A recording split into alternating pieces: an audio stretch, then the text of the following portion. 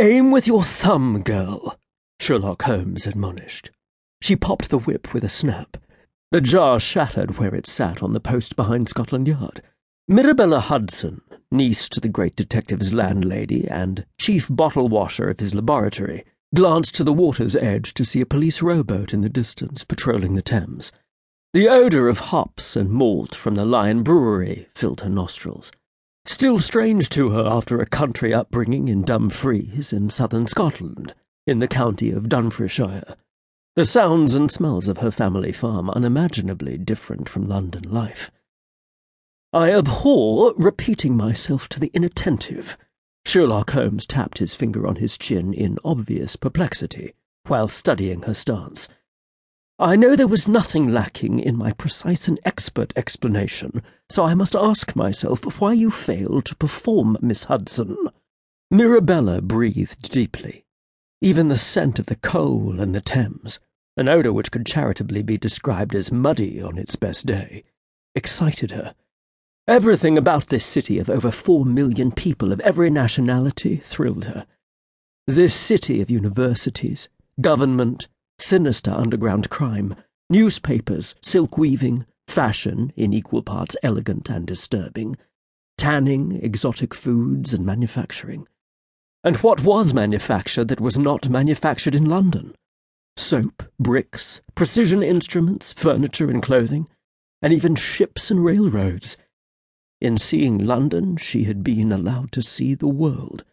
I thank my lucky stars. Even on this cold day in early spring, or late winter, some might say, depending on one's optimism. "Miss Hudson," Sherlock commanded, "I am speaking to you." "I could hardly call that volume speaking, but I'm not one to split hairs." "Yes, Mr. Holmes?" "I said, why do you fail to perform?" "I am trying, Mr. Holmes.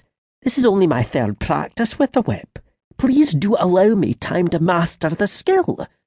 "There is no time, Miss Hudson. While you daydream and spin about in your game of play, criminals prey on the innocent. For every moment you are idle, someone is being hurt. Do not fail me, girl," he admonished.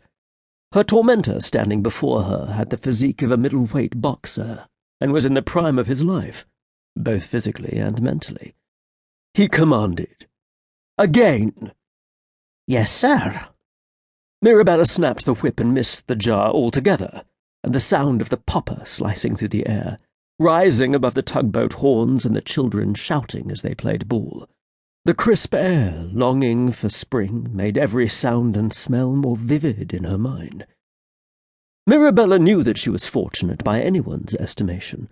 Due to her independent streak and her difficulty in keeping her opinion to herself, she was wholly unsuited to domestic work, and had been dismissed from her first London position.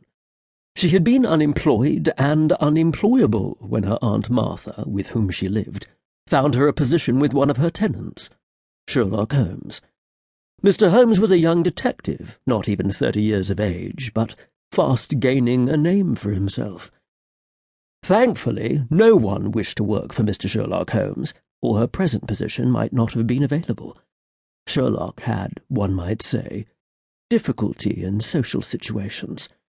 "I directed you to wrap the popper around the jar, not to wave at it. Are you deaf, girl?" "I am not," she murmured, her eyes now fixated on her target. "But there is every likelihood I will be soon." "In that case, if you could be so good as to strike the target," he commanded. Her arm was already sore as she lifted the bullwhip over her head, fully 2,000 grams in weight.